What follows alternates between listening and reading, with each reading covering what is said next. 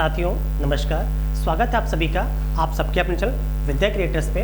आज अपनी विद्या क्रिएटर्स की क्लास में हम अपने यूपीपीएससी जो हमारी सीरीज चल रही है, इसमें आज हम 2015 में जो री एग्ज़ाम हुआ था यूपीपीएससी का, हम उसके सारे क्वेश्चंस को देखेंगे और आप ये देखेंगे कि कैसे धीमे धीमे हम होलिस्टिक वे में अपनी तैयारी को पूरा करते हैं। अब री एग्ज़ाम कहने का मतलब ये हुआ है कि 2015 में 2 बार पेपर हुआ था पीसीएस का।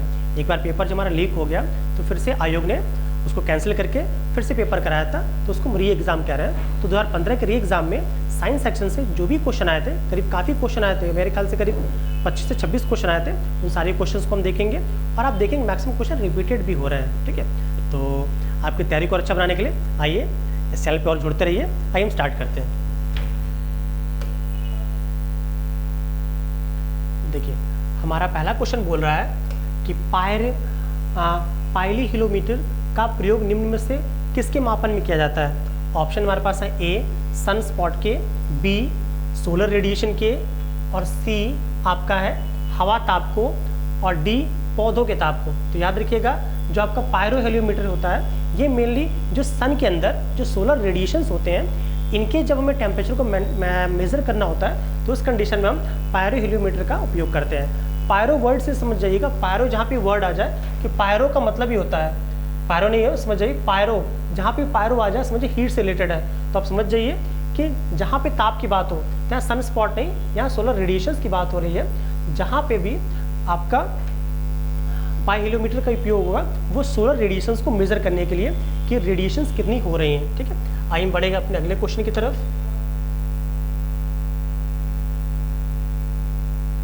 अगला क्वेश्चन हमसे बोल रहा है कि मानव शरीर का सामान्य तापक्रम 98.4 फ़ारेनहाइट है। बिल्कुल सही है कि हमारा जो सामान्य तापक्रम है वो 98.4 फ़ारेनहाइट कुछ जगह 6 फ़ारेनहाइट भी मिल जाता है। तो किसके बराबर है सेंटीग्रेड में, तो ये सेंटीग्रेड पे किसके इक्वल है हमें ये बताना है। तो याद रखिए इसका फॉर्मूला ही होता है, अगर सपोज कर आपको फॉर्मूला नहीं आता है, अगर सपोज कर आपको फॉर्मूला नहीं आता है तो भी आप आंसर को आसानी से लगा सकते हैं। कैसे, देखिए ये बताइए, आपको ये पता होगा कि हमारी बॉडी का जो टेम्परेचर होता है ह्यूमन बॉडी का वो 98.6 फ़ारेनहाइट होता है। ठीक है, कुछ जगह 98.8 भी होगा, 98.6 फ़ारेनहाइट होता है। और ये किसके इक्वल होता है, ये इक्वल होता है अबाउट 37 डिग्री सेंटीग्रेड के। तो इसके अकॉर्डिंग देख लीजिए कि 37 के आसपास कौन सा नंबर है, तो आप देख रहे हैं 37 के पास कौन सा हमारा नंबर, हमारा 36.89। तो आराम से आप आंसर को आप क्लिक कर लेते हैं। बट अगर आपको सॉल्व करना है तो हम फॉर्मूले से देख लेते हैं। इसका फॉर्मूला जो होता है, देखिए इसका फॉर्मूला जो होता है वो इसके अकॉर्डिंग अगर आप सॉल्व करते हैं, देखिए फॉर्मूला हमारा होता है centigrade equals to F minus 32, ठीक है, F माइनस 32 इंटू 5 अपॉन 9। ठीक है, F माइनस 32 इंटू 5 अपॉन 9, ये इसका फॉर्मूला होता है। जब इस फॉर्मूले पे इसको आप पुटअप करेंगे तो आपको इसका आंसर मिल जाएगा, आप चेंज कर लीजिएगा। ठीक है, जब चेंज करेंगे तो इसका आंसर जो होगा वो एग्जैक्ट आपका 36.89 ही आएगा, उसके अकॉर्डिंग आप देख लेंगे। सेंटीग्रेड सी इक्वल टू क्या होगा हमारा F माइनस 38 अपॉन 9 इंटू 5, ये F जो होता है फ़ारेनहाइट में होता है। ठीक है, आइए हम अगला क्वेश्चन देखेंगे। अब क्वेश्चन नंबर 3 हमसे बोल रहा है एक गिलास पानी पीने से कितनी कैलोरी एनर्जी मिलती है। अगर हम एक गिलास पानी पी लेते हैं तो हमें कितनी एनर्जी मिलती है। जैसे मान लीजिए कि अलग अलग सब्सटेंस में आपकी अलग अलग एनर्जी होती है। जैसे ये कि अगर हम 1 ग्राम फैट खा लेते हैं, अगर मान लीजिए तेल खा लेते हैं, या अगर हम 1 ग्राम फैट खाते हैं तो अबाउट 9, ठीक है, अबाउट 9 कैलोरी कितनी मिलती है हमें, 9 कैलोरी मिलती है। अगर हम 1 ग्राम प्रोटीन खा लेते हैं, प्रोटीन, तो हमें अबाउट 4 कैलोरी मिल जाती है। अगर हम 1 ग्राम कार्बोहाइड्रेट भी खाते, अबाउट बोल रहा हूँ मैं, ये भी क्या होगा, अबाउट 4 कैलोरी एनर्जी मिल जाती है। ठीक है, तो सारे फूड सब्सटेंसेस में कुछ ना कुछ एनर्जी मिलती है। बट जो पानी होता है, अगर आप पानी में कोई एनर्जी नहीं होती है, अगर आप पानी का सेवन करते हैं तो आपको कोई भी एनर्जी नहीं मिलेगी। तो आंसर हमारा क्या हो जाएगा, 0, कि पानी कितना भी पी लें आप, उसमें एनर्जी कितनी हो जाएगी, 0। पानी से हमारी बॉडी में कोई भी एनर्जी नहीं मिलती है। ठीक है, और याद रखिएगा, ये पूछा जाए कि किस सब्सटेंस से या किस फूड सब्सटेंस के हमें सबसे अधिक एनर्जी मिलती है, तो क्या बोलेंगे आप, फैट। जो वसा होती है, वसा से हमें सबसे अधिक एनर्जी मिलती है, करीब 9 कैलोरी। ठीक है, यही एक रीज़न है कि बोला जाता है कि बहुत ज़्यादा वसा का सेवन आप न करें। आइए हम अगला क्वेश्चन देखते हैं।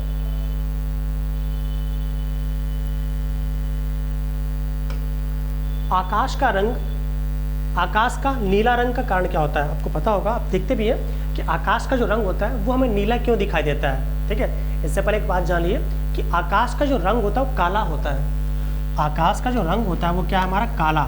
जिस तरह आप देख रहे हैं हमारा बोर्ड काला है, ये आकाश का एग्जैक्ट रंग क्या होता है? काला होता है, बट वो हमें नीला दिखाई देता है। पहले समझ जाते हैं कैसे शो करें काला होता है। काला इस तरह शो समझ जाइए कि रात में जब सूर्य का प्रकाश नहीं आता है तो आप देखेंगे पूरा का पूरा स्काई क्या दिखता है? हमें ब्लैक दिखता है। इससे ये शो हो जाता है कि जो आकाश का एग्जैक्ट जो कलर है स्काई का वो हमारा क्या है? ब्लैक है। अब ये बात आती है तो हमें दिन में ब्लू या नीला क्यों दिखाई देता है? तो इसका रीज़न ये है कि हमें दिन में वो नीला इसलिए दिखाई देता है क्योंकि सन से बहुत जो रेडिएशंस आती हैं, जो सन से रेडिएशंस आती हैं, इसके चलते जो आपको पता विबग्योर के 7 जो कलर हैं, इंद्रधनुष के 7 कलर है विबग्योर के, तो उसमें जो विबग्योर के जो कलर्स हैं, ठीक है, जो आप विबग्योर के कलर देख रहे हैं तो पहले वॉयलेट, इंडिगो, ठीक है, तो ये जो कलर देख रहे हैं इनकी रेडिएशंस कम है या इनकी इंटेंसिटी कम है।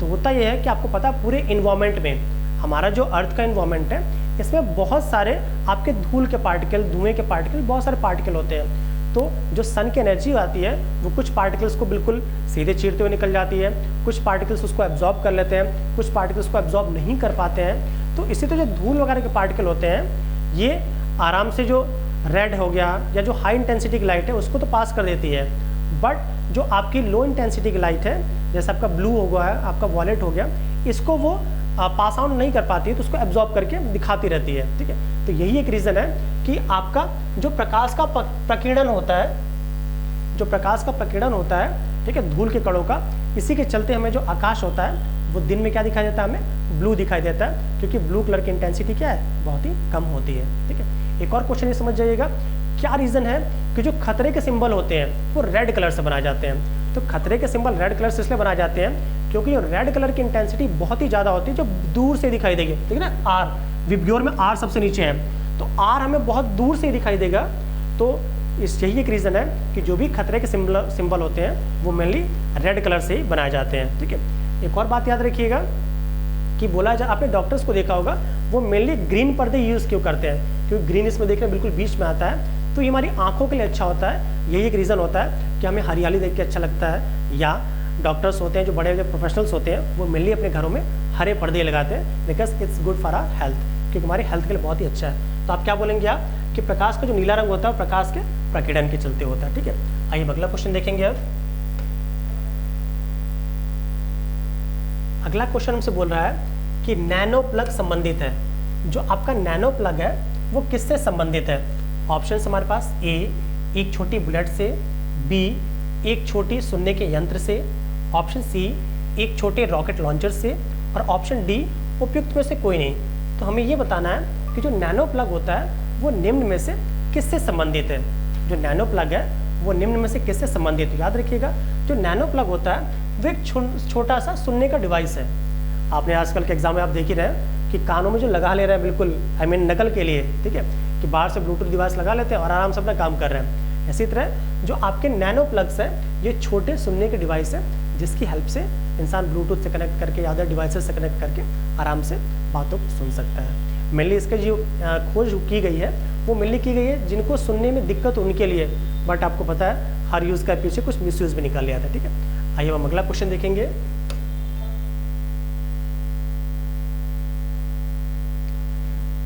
अगला क्वेश्चन हमसे बोल रहा है कि रोगियों के दांत दिखने में दंत चिकित्सकों द्वारा प्रयुक्त दर्पण होता है। मीन्स जो आपके डेंटिस्ट होते हैं, जो दंत चिकित्सक होते हैं, वो मेनली रोगियों के दांत को देखने के लिए किस टाइप के दर्पण का प्रयोग करते हैं? अगर आप कभी किसी डेंटिस्ट के पास गए हो, भगवान ने अगर आपको जाना पड़े, अगर आप गए हो तो आपने पक्का देखा होगा कि जो आपके डेंटिस्ट होते हैं उनके पास इस टाइप का कह सकते हैं मिरर होता है, जिसकी हेल्प से जो देखना होता है ऐसे मुंह में डालेंगे आपका ये, ठीक है, और इससे वो उसका साइज़ देख लेते हैं। ठीक है, तो जो दंत चिकित्सक होते हैं उनके पास आपका अवतल दर्पण, कौन सा आपका अवतल दर्पण होता है, जिसके चलते किसी भी वस्तु का जो आकार होता है बड़ा दिखाई देता है। छोटा सा दांत होगा उन्हें बड़ा दिखाई देगा, उसमें जो भी उनको ग्रैन्यूल्स देखने होंगे, कीड़े देखने होंगे, जो भी देखना हो उन्हें बड़ा दिखाई देता है। यही एक रीज़न है कि जो भी आपके डेंटिस्ट होते हैं वो मेनली किसका उपयोग करते हैं? आपके अवतल दर्पण का, ताकि उन्हें छोटी वस्तु भी बड़ी दिखाई दे। क्लियर? ये क्वेश्चन आप बिल्कुल याद रखेंगे। आइए हम देखते हैं अगला क्वेश्चन। दर्पण से एक और क्वेश्चन याद आ गया कि आपसे अगर कभी पूछा जाए कि एक स्वस्थ मनुष्य को या एक किसी भी इंसान को अपने फुल हाइट देखने के लिए, ठीक है, अपनी फुल हाइट देखने के लिए कितने हाइट का समतल दर्पण या कितने हाइट का दर्पण चाहिए होगा। याद रखिएगा, एक फुल इंसान को या किसी भी वस्तु की हाइट को कंप्लीटली देखने के लिए उस इंसान की हाइट का आधा, जैसे मान लीजिए सपोज कोई इंसान है वो 3 फीट 6 फीट का है, ठीक है, कोई इंसान है वो आपका 6 फीट का है, ठीक है, तो पूछा जाए कि कितने फीट का दर्पण चाहिए ताकि वो अपनी हाइट को कंप्लीटली देख सके। समतल दर्पण की बात हो रही है, तो जो भी हो उसका हाफ कर दीजिए, मतलब 3 फीट। अगर 3 फीट का दर्पण है तो आराम से अपनी हाइट वो कंप्लीटली देख लेगा। एक और याद रखिएगा, जैसे आपने देखा होगा कि हम लोग आराम से बाइक चलाते हैं, साइकिल चलाते हैं, या मिलियम छोटे थे तब भी अभी भी देखते हैं, या हम पैदल चलते हैं, तो जो दुकानों के पीछे जो शीशे लगे होते हैं उनमें अपना फ़ोटो देखते हैं, या मॉल में देखते हैं फ़ोटो देखते हैं, तो आप देखते हैं कि जिस स्पीड से आप चल रहे हैं वो तेज़ी से निकल जाता है मिरर में। ऐसा क्यों होता है? ऐसा इसलिए होता है क्योंकि मिरर में हमारी जो स्पीड होती है वो 2, मान ली सपोज करिए कि हमारी ऐसा स्पीड, जैसे मैं जिस स्पीड से चल रहा हूँ, जैसे चल रहा हूँ ये स्पीड सपोज करिए है 2 किलोमीटर पर आवर, मैं 2 किलोमीटर पर आवर की स्पीड से चल रहा हूँ, और ये पूरा का पूरा ये पूरा मिरर लगा हुआ है, तो मिरर में जो स्पीड होगी मेरी वो ठीक डबल हो जाएगी, तो क्या हो जाएगा हमारा 4 किलोमीटर पर आवर। क्लियर? ये भी क्वेश्चन आप याद रखेंगे कि मिरर में हमारी जो स्पीड हो जाती है वो ठीक डबल हो जाएगी, तो क्या हो जाएगी आपकी 4 किलोमीटर पर आवर। आइए हम अगला क्वेश्चन देखेंगे।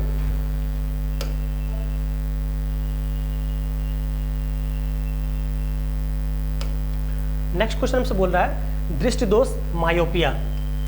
मायोपिया है भाई, कुछ और मतलब मत निकालिएगा, ठीक है। दृष्टि दोष मायोपिया वाला व्यक्ति देख सकता है, मतलब कोई व्यक्ति हो अगर वो मायोपिया से अफेक्टेड है, मायोपिया को हिंदी में बोलते हैं हम निकट दृष्टि दोष। क्या बोलते हैं हम? निकट दृष्टि दोष। निकट दृष्टि दोष। तो अगर कोई इंसान जो है वो निकट दृष्टि दोष से, अगर निकट की मात्रा दृष्टि हो जाएगी, अगर कोई इंसान निकट दृष्टि दोष से ग्रसित है तो क्या हो सकता है? ऑप्शन हमारे पास है ए, नज़दीक वस्तु को स्पष्ट देख सकता है। ऑप्शन बी, दूर स्थित वस्तु को स्पष्ट देख सकता है। ऑप्शन सी, नज़दीक एवं दूर स्थित वस्तु को स्पष्ट देख सकता है। ऑप्शन डी, न ही नज़दीक और न ही दूर की वस्तुओं को स्पष्ट देख सकता है। तो याद रखिएगा, निकट दृष्टि दोष और दूर दृष्टि दोष दोनों में आंसर उसके कह सकते हैं कि नेम में फंसा हुआ है। जो निकट दृष्टि दोष का व्यक्ति होगा उसे निकट की वस्तु स्पष्ट दिखाई देगी, दूर की वस्तु स्पष्ट दिखाई नहीं देगी। मैं फिर से रिपीट कर रहा हूँ, जो निकट दृष्टि दोष का व्यक्ति होगा उसे निकट की वस्तु स्पष्ट दिखाई देगी, दूर की वस्तु स्पष्ट दिखाई नहीं देगी। ऑप्शन हमारा क्या हो जाएगा? ऑप्शन ए सही हो जाएगा। फिर पूछा जाता है उसे किस प्रकार के लेंस का उपयोग करना चाहिए, तो आप क्या बोलेंगे? आप अवतल लेंस। कौन सा आपका? अगर वो अवतल लेंस का उपयोग करता है अपनी आई के पावर के अकॉर्डिंग तो आराम से वो सही हो जाएगा। क्लियर?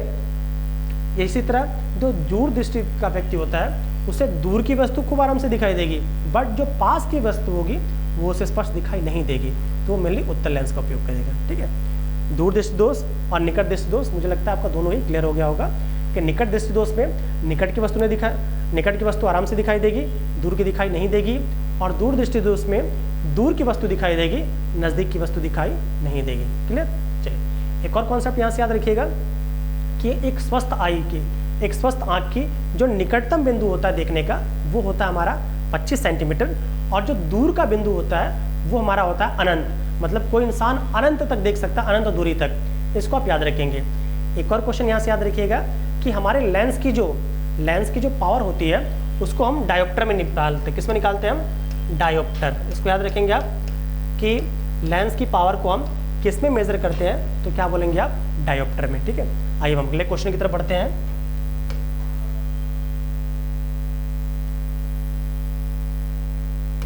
क्वेश्चन नंबर 8 हमसे बोल रहा है निम्नलिखित में से कौन सा अर्धचालक है? निम्न में से कौन सा अर्धचालक है? ऑप्शंस हमारे पास ए प्लास्टिक, बी एल्यूमिनियम, सी लकड़ी और डी जर्मेनियम। तो हमें ये बताना है इनमें से कौन सा अर्धचालक है। अर्धचालक को हम इंग्लिश में क्या बोलते हैं? हम सेमी कंडक्टर। क्या बोलते हैं? Semi conductor. तो पूछा जा रहा है इनमें से कौन सा आपका अर्धचालक या सेमी कंडक्टर। ऑप्शंस हमारे पास है ए प्लास्टिक, बी एल्यूमिनियम, सी लकड़ी और डी जर्मेनियम। तो चालक वर्ड आ गया तो तो समझ जाइए ये दोनों तो पक्का नहीं होंगे, एल्युमिनियम और प्लास्टिक, क्योंकि दोनों ही क्या हैं, विद्युत और उष्मा दोनों के कुचालक हैं। बचा एल्युमिनियम और जर्मेनियम। तो ये बताइए, आपको पता होगा कि मैक्सिमम हमारे घरों में जो इंस्ट्रूमेंट्स यूज़ होते हैं उनमें एल्युमिनियम, कॉपर बहुत अच्छे अमाउंट में यूज़ होता है, तो एल्युमिनियम भी नहीं होगा भाई। तो बचा हमारा क्या, जर्मेनियम। तो याद रखिएगा जो अर्धचालक है दो ही फेमस है, एक आपका सिलिकॉन और एक आपका जर्मेनियम। ये दोनों ही ऐसे एलिमेंट, इसका सिंबल होता है SI और इसका होता है G। ये दोनों ही ऐसे एलिमेंट हैं जो कि आपके अर्धचालक होते हैं। अब बात है अर्धचालक होता क्या है।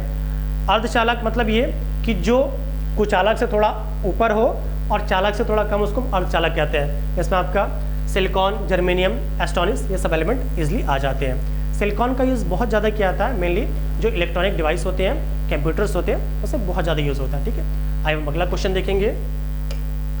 अगला क्वेश्चन आप देख रहे हैं, आइए जल्दी से देखते हैं हम। बॉक्साइट अयस्क है।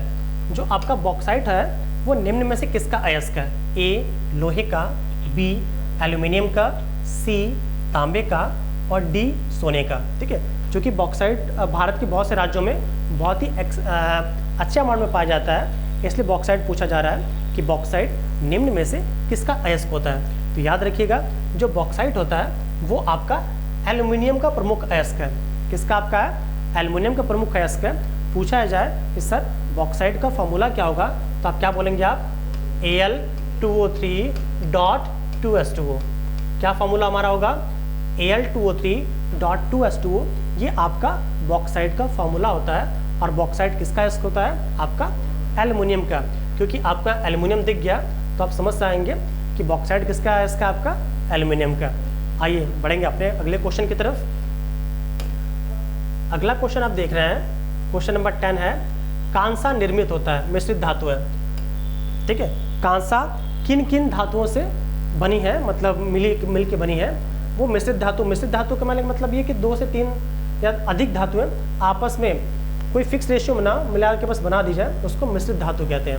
तो मिश्रित धातु में कांसा किससे मिलकर बना हुआ? ऑप्शन ए तांबा एवं टिन का, ऑप्शन बी तांबा एवं चांदी का, ऑप्शन सी तांबा एवं जस्ता का, ऑप्शन डी तांबा एवं सीसा का। तो याद रखिएगा जो आपका कांसा होता है, ब्रॉन्ज बोलते हैं, जो कांसा होता है वो आपका टिन और तांबे से मिलकर बना होता है। किससे? आपका टिन और तांबे से मिलकर आपका कांसा बना होता है, जिसमें ज़्यादा अमाउंट जो होता है वो आपका तांबे का होता है और जो आपका टिन होता है उसका कम अमाउंट होता है। आइए बढ़ेंगे अपने अगले क्वेश्चन की तरफ। अगला क्वेश्चन हमसे बोल रहा है कि निम्नलिखित प्रजातियों में से कौन दांत वाली वेलों में विशालतम है? आपको पता होगा वेल में भी एग्जैक्ट अमाउंट में अच्छे दांत मिलते हैं। ठीक है, बहुत एक्सेस अमाउंट में। तो ये बोला जा रहा है कि आपको पता होगा कि इस पृथ्वी पे जो सबसे बड़ा जीव है वो आपका, पृथ्वी की बात करें उसमें जल थल सब आ जाएगा, पृथ्वी पर जो सबसे बड़ा जीव है वो आपका वेल है। कौन सी मछली है आपकी? वेल मछली जो है वो पृथ्वी पर सबसे बड़ी जीव है। अब आपसे पूछे कि स्थल पे जो लैंड एरिया है, लैंड एरिया पे जो सबसे बड़ा जो कह सकते हैं कि जो ऑर्गेनिज्म है वो हमारा क्या हो जाएगा? हाथी। क्या हो जाएगा हमारा? हाथी। हाथी जो होता है वो लैंड एरिया का सबसे बड़ा जानवर है। बट जब पूरे अर्थ की बात कीजिए इस समय, तो जो आपकी वेल मछलियाँ होती हैं वो सबसे बड़ी ऑर्गेनिज्म होती हैं। ठीक है, तो अब ये बोला जा रहा है कि निम्न में से कौन सी, आपको पता होगा वेल मछलियों की भी अलग अलग प्रजाति होती हैं, तो पूछा जा रहा है कि कौन सी वेल जो होगी वो सबसे बड़ी होती है? ए फिनबैक वेल, बी ब्लू वेल, सी स्पर्म वेल और आपका डी है हम्पबैक वेल। तो इसमें जो स्पर्म वेल होती है वो दांत वाली सबसे बड़ी वेल होती है। कौन सी आपकी? जो स्पर्म वेल है वो दांत वाली सबसे बड़ी वेल्स होती है, इसको आप याद रखेंगे। ठीक है, चलिए अब बढ़ेंगे अपने अगले क्वेश्चन की तरफ।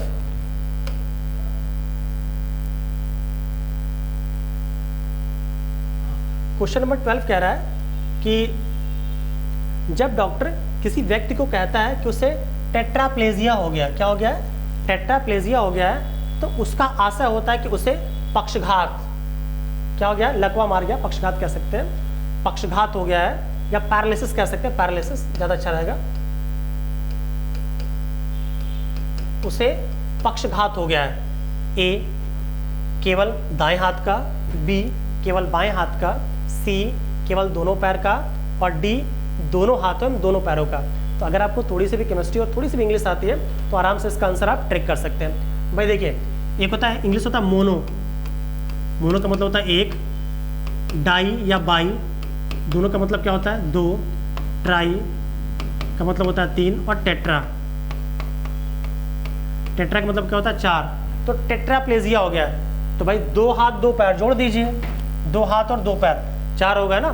तो आप ये बोल सकते हैं कि सर अगर आपको नहीं आता तो कि सर जो टेट्राप्लेजिया होता है इसमें इंसान के दोनों हाथ और दोनों पैर शून्य हो जाते हैं या उसे लकवा मार जाता है, उसे हम टेट्राप्लेजिया कहते हैं, या उसे पैरालिसिस हो जाता है। आइए हम अगला क्वेश्चन देखेंगे। नेक्स्ट क्वेश्चन आप देख रहे हैं कि बासमती चावल, बासमती चावल के दाने पकाने पर लंबे हो जाते हैं। जो आपके बासमती चावल होते हैं उसके दानों को अगर आप पका देते हो तो लंबे हो जाते हैं, तो उसका कारण क्या है? पहले आपको पता हो बासमती बहुत महंगा है, ठीक है। भारत देश में बासमती मोटे और बासमती चावल सबका भी बैन कर रखा है। धीमे धीमे हम भेजेंगे क्योंकि हमारे यहाँ इसमें चावल की क्या है, हमें पहले अपनी जनसंख्या को देना है। WHO से लेकर सारे कंट्रीज़, UN सब दबाव बना रहे भारत के ऊपर कि भैया आपने चावल का एक्सपोर्ट आप खोलिए, बट अभी हम नहीं खोला, हमें आए देखते हैं। तो कह रहा है बासमती चावल के दाने पकाने पर लंबे हो जाते हैं, क्यों? ऑप्शन हमारे पास है ए लाइसिन का, बी एमाइलोज का, सी शर्करा का, और डी तेल का। तो जो चावल होते हैं सब अलग अलग कह सकते हैं कि अलग अलग एंजाइम्स होते हैं, ठीक है। तो उसमें सबसे मेन एंजाइम्स उसके लंबा होने के लिए वो आपका एमाइलेज है। कौन सा आपका? एमाइलेज या एमोलेज, ऐसे एंजाइम्स हैं जो कि पकने पे चावल के शेप को लंबा कर देते हैं, उसका टेस्ट भी चेंज कर देते हैं। तो ऑप्शन हमारा क्या हो जाएगा? ऑप्शन बी बिल्कुल ही सही है। आइए हम अगला क्वेश्चन देखते हैं।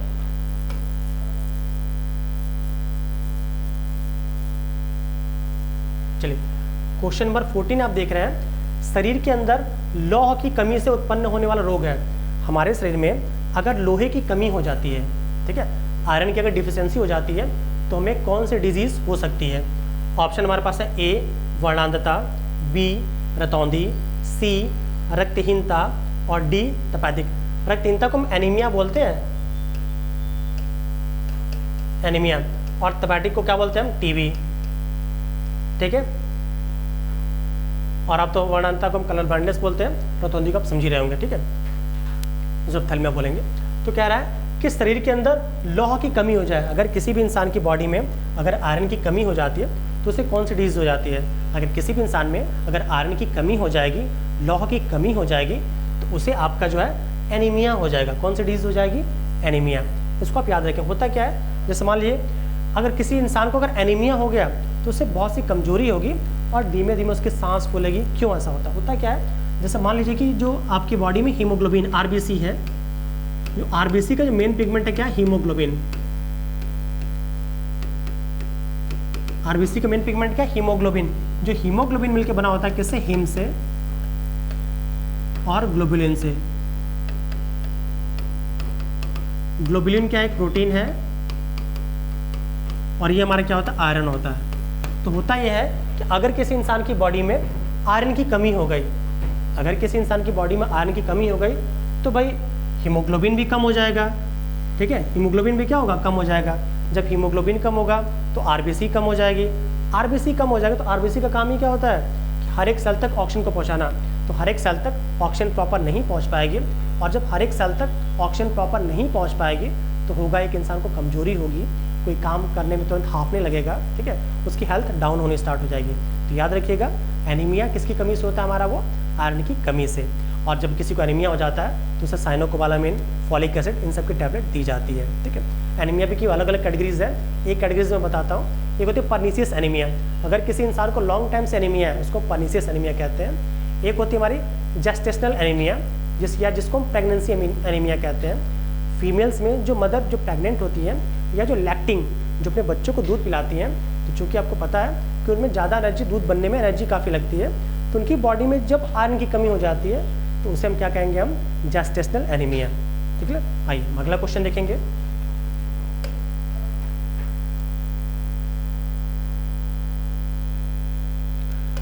अब ये क्वेश्चन बोल रहा है मानव गुर्दे में पथरी निम्न में से किसके कारण बनती है? इंसान के गुर्दे में, ठीक है, किडनी गुर्दा कहने मतलब किडनी है भाई, बहुत थोड़ी सी हिंदी कठिन भी है। किडनी, जो ह्यूमन किडनी में जो पथरी बनती है वो किसके कारण बनती है? ऑप्शन हमारे पास है A calcium acetate, option B calcium oxalate, option C sodium acetate और ऑप्शन डी सोडियम बेंजोएट। तो याद रखिएगा ह्यूमन बॉडी में आजकल बहुत आम हो गया पथरी का बनना। जो किडनी के अंदर जो आपकी स्टोन्स बनती हैं वो मिली किससे बनता है? आपका कैल्शियम ऑक्सलेट की चलते। किसकी बनती है? आपकी कैल्शियम ऑक्सलेट की बनी होती है। क्वेश्चन याद रखिएगा क्योंकि बहुत बार क्वेश्चन पूछ रहा है कि ह्यूमन बॉडी में जो गुर्दे के अंदर या किडनी के अंदर जो आपकी पथरी बनती है वो किसकी बनी होती है? क्या बोलेंगे आप? कैल्शियम ऑक्सलेट की। आइए अब हम अगला क्वेश्चन देखेंगे।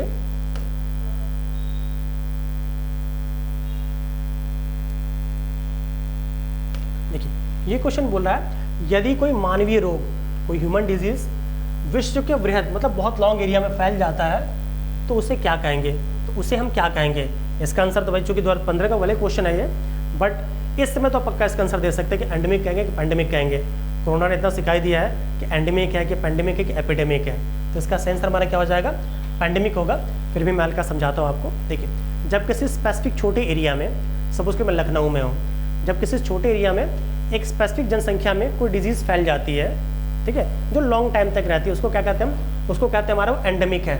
क्या हमारा है? सॉरी एपिडेमिक है। ठीक है, तो अब होता यह है कि जब थोड़े ही समय में कोई डिजीज़ बहुत ही लॉन्ग एरिया को कवर कर लेती है, थोड़े ही समय में कोई डिजीज़, कोई संक्रमण डिजीज़ की बात कर रहे हैं, थोड़े समय में कोई संक्रमण डिजीज़ अगर एक बहुत लॉन्ग एरिया को कवर कर लेती है तो उसको क्या बोलेंगे हम? Pandemic disease. जैसे आपने ये देखा होगा जो कोरोना थी क्या थी? एक पैंडेमिक डिजीज़ थी। आइए अब अगला क्वेश्चन देखेंगे।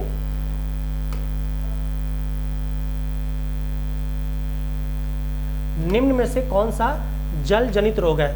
जल जनित का मतलब कि अगर हम दूषित पानी पीते हैं, अगर हम साफ पानी नहीं पीते हैं तो निम्न में से कौन सा रोग हमें हो सकता है? ए चेचक, बी मलेरिया, सी हैजा और डी ट्यूबरकुलोसिस या टीबी।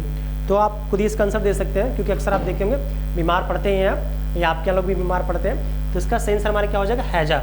ठीक है, अगर कोई इंसान दूषित जल पीता है या स्वच्छ जल नहीं पीता है तो उसे हैजा या कह सकते हैं कि हाँ हैजा ही कहेंगे। ठीक है, कि हैजा होने की जो प्रोबेबिलिटी है वो मैक्सिमम हो जाएगी। इसलिए कोशिश ये क्या करिए कि हमेशा स्वच्छ जल पीजिए ताकि आप स्वस्थ रहें। आइए अब हम अगला क्वेश्चन देखेंगे।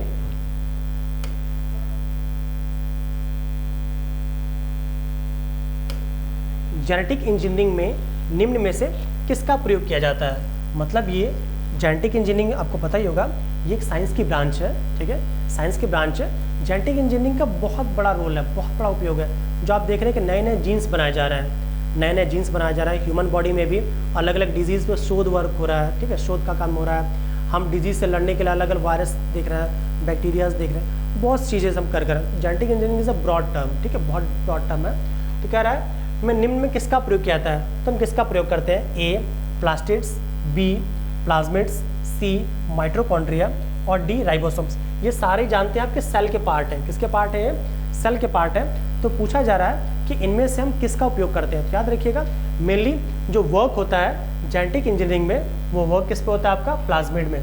किस पे वर्क होता है? प्लाज्मिड में ही आपका जेनेटिक इंजीनियरिंग का मेनली वर्क होता है। क्योंकि जो आपका प्लास्टिड है, प्लास्टिड तो फिर आपका लवक हो जाएगा, जिसमें आपका हरित लवक आ जाएगा, मतलब तीनों टाइप के ल्यूकोसाइड सारी चीज़ें आ जाएंगे।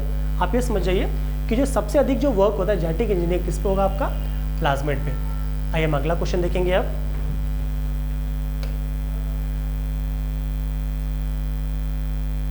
आइए ये क्वेश्चन हमसे बोल रहा है निम्न में से कौन सा तना है? ये क्वेश्चन तो पैड क्वेश्चन है कि निम्न में से कौन सा तना है? ऑप्शन हमारे पास है ए सलजम, बी अदरक, सी गाजर और डी शकरकंद। ठीक है, तो याद रखिएगा अदरक हो गया, आलू हो गया,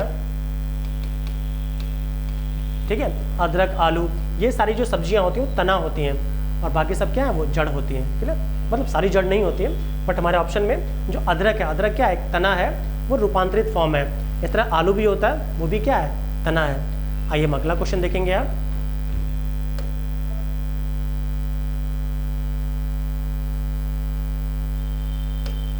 किसी व्यक्ति का रक्तचाप 140 mmHg है। कितना है आपका? 140 mmHg है।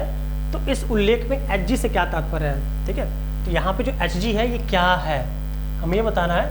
Hg जो है वो क्या है, A हाइड्रोजन से, B मरकरी से, C हाइग्रोमीटर से और D हीलियोग्राफ से।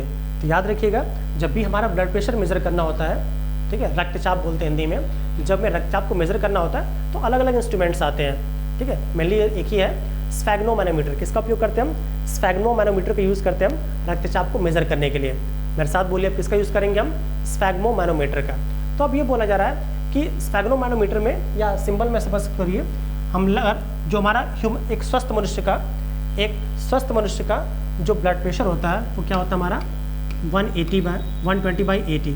इसको क्या बोलते हैं हम, सिस्टोलिक अपॉन डायस्टोलिक, ठीक है। अगर किसी इंसान का ब्लड प्रेशर अगर 120 ±10 बोल सकते हैं आप, और इधर भी आप ±10 है तो आराम से उसको हम स्वस्थ कहेंगे। 70 है, 72 है, इसके आसपास है तो भी स्वस्थ है।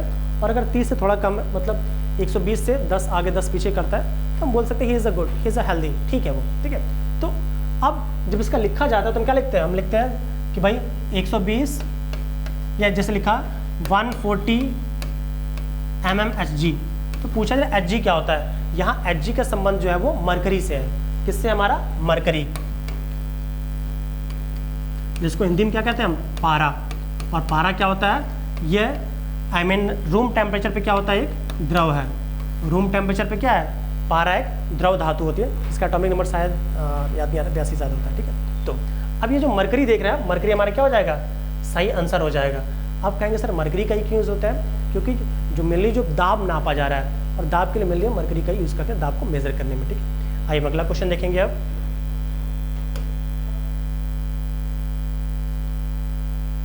क्वेश्चन नंबर 21 हमसे बोल रहा है कुनैन सिनकोना पादप के किस भाग के प्राकृतिक रूप से पाई जाती है। जो कुनैन होती है वो सिनकोना पादप से मिलती है, ये तो उन्होंने बता दिया। अब कह रहा है किस भाग में प्राकृतिक रूप से पाई जाती है। तो याद रखिएगा कुनैन जो होती है, कुनैन, ठीक है, जिसको क्यूनॉन बोलते हैं। जो क्यूनॉन होती है मलेरिया की डिजीज, ये मलेरिया की दवा किसकी है आपकी, ये मेनली मलेरिया की दवा है, ठीक है। और जो कुनैन होती है किससे मिलती है, हमारी सिनकोना प्लांट से।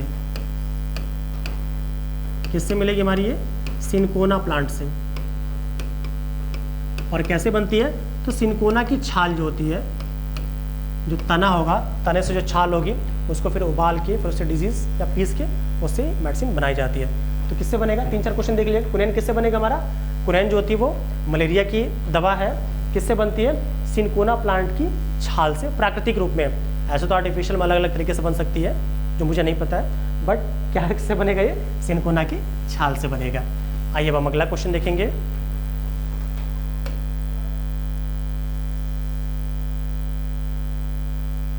लौंग है, लौंग आप जो घरों में खाते हैं क्या है, ए तने की गांठें, ए तने की गांठें, बी जड़ की गांठें, सी पत्तियां और डी सूखे फूल।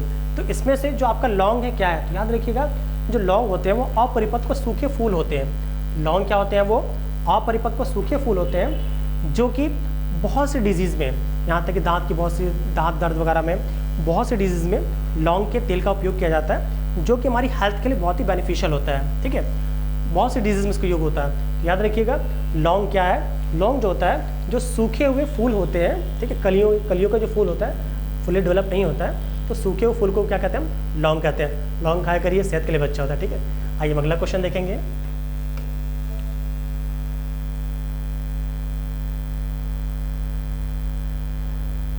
आइए देखिए नेक्स्ट क्वेश्चन हमसे बोल रहा है निम्न में से कौन सा पादप हार्मोन है, ठीक है। निम्न में से कौन सा पादप हार्मोन है। हार्मोन से आपको याद रखिएगा जो हार्मोन होता है, hormone are the chemical messengers. जो हार्मोन होते हैं वो केमिकल मैसेंजर्स होते हैं जो ह्यूमन बॉडी के साथ साथ प्लांट की बॉडी में या एनिमल बॉडी में कह सकते हैं, प्लांट बॉडी में सभी जगह मिलते हैं। इनका काम क्या होता है, एक जगह से दूसरी जगह मैसेज को कन्वे करना कि अब ये काम करना, वो काम करना, ये ग्रोथ करिए, डेवलपमेंट करना। तो ये हार्मोन के बारे में हो गया। तो hormones are the chemical substance. Hormones जो होते हैं वो केमिकल सब्सटेंस होते हैं जो कि एक जगह से दूसरी जगह पे मैसेज को लेके जाते हैं, ठीक है। हार्मोन के बारे में, हार्मोन ह्यूमन बॉडी में मिलते हैं, प्लांट में मिलते हैं। प्लांट में जो हार्मोन होते हैं मेनली 5 टाइप के होते हैं, जिसमें आपका कह सकते हैं कि साइटोकाइनिन, जिबरेलिन, एस्बेसिक एसिड, ठीक है। साइटोकाइनिन, जिबरेलिन, एस्बेसिक एसिड, फिर आपका ये तो नहीं याद आ रहा, ठीक है। थॉरक्सिन वगैरह भी होता होगा, ठीक है, तो थॉरक्सिन नहीं है, सॉरी। तो अब बोल रहा है निम्न में से कौन सा प्लांट हार्मोन है, इसमें से कौन सा प्लांट हार्मोन है। तो आप देख रहे हैं इसमें जो साइटोकाइनिन है ये क्या हमारा है, प्लांट हार्मोन है, ठीक है। साइटोकाइनिन क्या है, प्लांट हार्मोन है। साइटोकाइनिन, जिबरेलिन, ठीक है, ये बहुत सारे क्या है, ऑक्सीन हो गया, ये सारे क्या है, प्लांट हार्मोन है। मेनली 5 ही प्लांट हार्मोन को पढ़ना है, या हम जानते हैं, ठीक है। आइए हम अगला क्वेश्चन देखेंगे।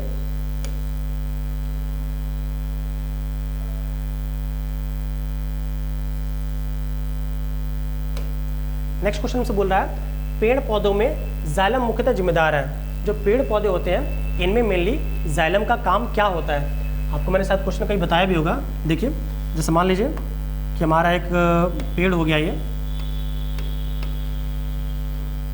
ड्राइंग खराब है समझ जाइएगा बस आप, ठीक है।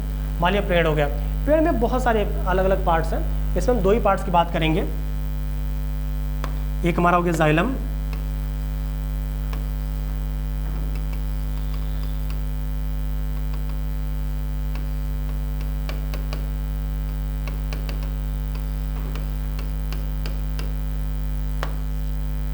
ठीक है। तो पेड़ में 2 ही मेन पार्ट है मेरे अकॉर्डिंग जिसको जानना चाहिए हमें। एक आपका जाइलम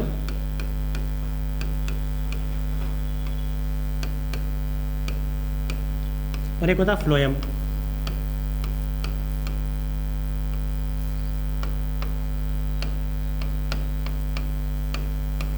याद करने तरीका समझ जाइएगा। ज से जाइलम, ज से जाइलम, ज से जल। तो जाइलम जो होता है वो आपका जल और मिनरल्स के, प्लांट की बॉडी में जल और मिनरल्स को एब्जॉर्ब करने का जो काम करता है वो जाइलम करता है। क्लियर। तो आंसर हमारा क्या हो जाएगा, जल वहन बिल्कुल ही सही है, कि जल के वहन के लिए बिल्कुल सही है, ठीक है। फिर वही पूछे कि प्लांट की बॉडी में फूड सब्सटेंसेस या भोजन और हार्मोन, प्लांट की बॉडी में भोजन और हार्मोन के वहन के लिए कौन रिस्पॉन्सिबल है। तो सीधे क्या बोलेंगे आप, देखिए फ से फूड, फ से फ्लोएम, फ से फूड, जिस तरह आप याद कर रहे हैं। तो प्लांट की बॉडी में भोजन के संचरण के लिए, आपको पता होगा उसमें फोटोसिंथेसिस से भोजन बनता है, भोजन के संचरण के लिए क्या विद्यमान है हमारा, फ्लोएम। और जल के लिए क्या है, जाइलम। जल के लिए जाइलम और फूड के लिए क्या हमारा, फ्लोएम। ये क्वेश्चन आपको याद होना चाहिए, ठीक है, बहुत इंपॉर्टेंट है। आइए हम अगला क्वेश्चन देखेंगे।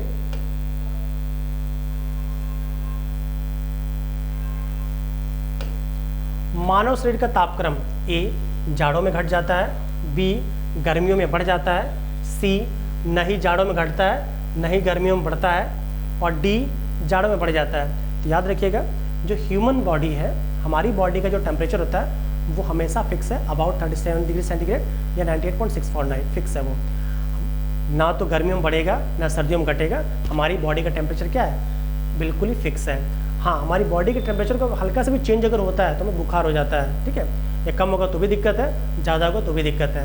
ज़्यादा होता है तो भी मेडिसिन खाते हैं, कम होता है तो भी मेडिसिन खाते हैं, ताकि हमारी बॉडी का टेम्परेचर मेंटेन रहे। क्यों मेंटेन रहे, क्योंकि अगर बॉडी का टेम्परेचर मेंटेन रहेगा तो भी बहुत सारे हार्मोन्स हो गए या एंजाइम्स होंगे प्रॉपर्ली वर्क कर पाएंगे, और हमारी मेटाबॉलिक एक्टिविटी और जो कैटाबॉलिक एक्टिविटी है वो दोनों ही कंप्लीट हो पाएगी। आइए हम अगला क्वेश्चन देखते हैं।